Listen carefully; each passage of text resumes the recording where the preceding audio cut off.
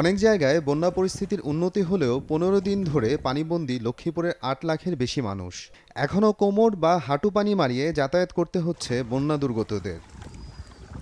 এতে বিশুদ্ধ পানি ও খাবারসহ যোগাযোগে চরম সংকটে ভুগছেন বানভাসীরা। ডায়রিয়া সহ নানা রোগবালাইয়ে আক্রান্ত হচ্ছেন অনেকে। নিঃস্ব হয়েছেন অনেক কৃষক, মৎস্যচাষী ও পশু পোল্ট্রি খামারিরা। এমন বাস্তবতায় সরকারি সহযোগিতার দাবি ক্ষতিগ্রস্তদের। স্থানীয়দের অভিযোগ, প্রভাবশালীরা খাল দখল করায় উজান থেকে নেমে আসা পানি সহসাই নামছে না। জরুরি কাজে যেতে হলে এখন নৌকারে বের হতে হয় ঘর থেকে। এখন রাস্তাঘাট আমাদের এই অবস্থা যে ঘর থেকে বের হওয়া যায় না। বাচ্চা নিয়ে যাইতেছি হাসপাতালে, মেয়ে ডাক্তারের কাছে, ডাক্তার নাই, ডাক্তার হাই না, যে অবস্থা শুরু হয়েছে। বাড়ি ঘরে সবকিছু পানি মিন্দা। ঋণ করে লোন করে মাছ চাষ করছি, যার কারণে আমরা আর্থিক অনেক ক্ষতির মুখে পড়ে যাব। এদিকে নোয়াখালীতেও ধীরগতিতে কমছে বন্যার পানি, তবে কমেনি দুর্ভোগ। এখনও বেশ কয়েকটি এলাকায় পানি জমে আছে। হাঁটু পানি মারিয়ে যেতে হচ্ছে গন্তব্যে।